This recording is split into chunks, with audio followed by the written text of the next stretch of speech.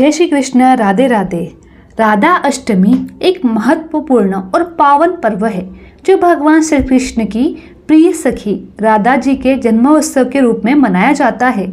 इस दिन विशेष रूप से भक्तजन राधा जी की पूजा अर्चना करते हैं और उनके जीवन की महिमा को समझने का प्रयास करते हैं। इस व्रत के साथ जुड़ी एक बहुत ही महत्वपूर्ण कथा है जो राधा जी की दिव्यता और उनकी महिमा को दर्शाता है। आइए जानते हैं राधा अष्टमी की व्रत कथा। प्राचीन काल की बात है जब धरती पर राक्षसों का अत्याचार बढ़ गया था और धार्मिकता का पतन हो रहा था। इस समय भगवान श्री कृष्ण ने अवतार लिया था, लेकिन उनके साथ ही राधा जी की उपस्थिति भी आवश्यकता थी जो उनके प्रेम और भक्ति का आदर्श उदाहरण थी। राधा जी का जन्म यदुवंश में हुआ था। उनकी माता पिता राजा वृषभानु और रानी कीर्ति बहुत ही धर्मपरायण धार्मिक व्यक्तित्व के मालिक थे। राधा जी का जन्म यदुवंश में हुआ था। उनकी माता पिता और राजा वृषभानु और रानी कीर्ति बहुत ही धर्मपरायण और धार्मिक व्यक्तित्व के मालिक थे। राधा जी के जन्म के समय एक अद्वितीय चमत्कार हुआ। जैसे कि राधा जी ने जन्म लिया, उनके आसपास एक दिव्य प्रकाश फैल गया।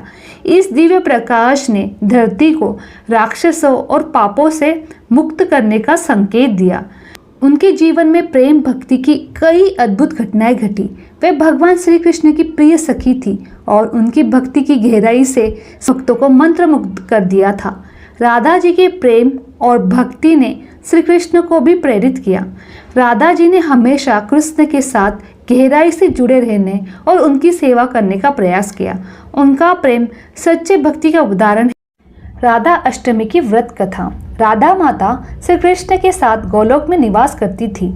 एक बार भगवान श्री कृष्ण को गोलोक में राधा नजर नहीं आई और कुछ समझने के बाद वह अपनी सखी विराजा के साथ घूमने चले गए। जब राधा को इस बात का पता चला तो वे अत्यंत क्रोधित हो गए और तुरंत ही कृष्ण के पास जा पहुंची।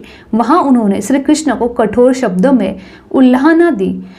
राधा का यह आचरण श्री कृष्ण के प्रिय मित्र श्री दामा को अच्छा नहीं लगा।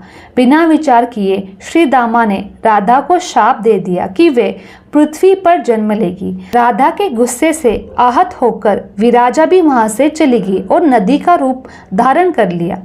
श्री दामा के शाप मिलने के बाद राधा ने भी उन्हें शाप दिया कि वे राक्षस कुल में जन्म लेंगे। इसी शाप के परिणाम स्वरूप श्री दामा का जन्म शंखचूड़ दानव के रूप में हुआ, जो आगे चलकर भगवान विष्णु का महान भक्त बना। दूसरी ओर राधा ने पृथ्वी पर वृषभानु जी के घर पुत्री के रूप में अवतार लिया। राधा का जन्म वृषभानु जी के घर तो हुआ, लेकिन देवी कीर्ति के गर्भ से नहीं। जब राधा और श्री दामा ने एक दूसरे को शाप दिया तब भगवान श्री कृष्ण ने कहा था राधा को वृषभानु और देवी कीर्ति की पुत्री बनकर पृथ्वी पर रहना पड़ेगा। मनुष्य योनि में आपका विवाह का संबंध एक वैश्य से होगा जो मेरा ही अंश का अवतार होगा। इस प्रकार आप पृथ्वी पर भी मेरी ही संगिनी रहेगी, लेकिन हमें पृथ्वी पर अलग होने का दुख सहना पड़ेगा। इसके बाद भगवान श्री कृष्ण ने राधा से कहा कि अब आप मनुष्य योनि में जन्म लेने की तैयारी करें। संसार के सामने वृषभानु जी की पत्नी गर्भवती हुई और जिस प्रकार एक शिशु का जन्म होता है उसी प्रकार देवी कीर्ति को भी प्रसव हुआ। हालांकि वास्तव में राधा का जन्म उनके गर्भ से नहीं हुआ था। भगवान की माया से उनके गर्भ में वायु आ गई थी और उसी वायु से राधा का प्राकट्य हुआ था। प्रसव के समय देवी कीर्ति को पीड़ा हो रही थी और उसी समय राधा के रूप में एक सुंदर कन्या का जन्म हुआ। राधा का अवतरण भाद्रपद मास के शुक्ल पक्ष की अष्टमी तिथि को हुआ और तभी से हर वर्ष राधा अष्टमी इस रूप में मनाया जाता है।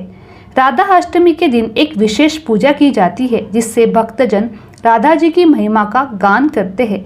कथा के अनुसार राधा जी का जीवन पूर्णता और भक्ति का आदर्श उदाहरण है। एक बार जब श्री कृष्ण ने राधा जी से पूछा कि उनकी भक्ति का रहस्य क्या है, राधा जी ने उत्तर दिया कि उनकी भक्ति में केवल प्रेम और समर्पण है।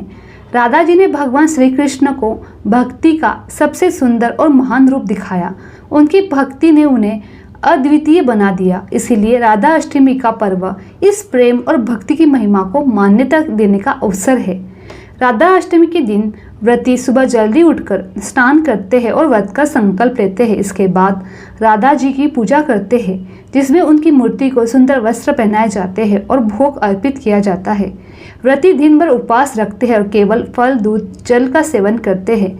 पूजे के बाद भजन कीर्तन का आयोजन किया जाता है, जिसमें राधा जी के भजन गाए जाते हैं। इस दिन को भक्त पूरी श्रद्धा और भक्ति के साथ मनाते हैं, ताकि राधा जी की कृपा प्राप्त हो सके और जीवन में शांति और सुख प्राप्त हो सके। राधा अष्टमी की कहानी हमें राधा जी के प्रेम,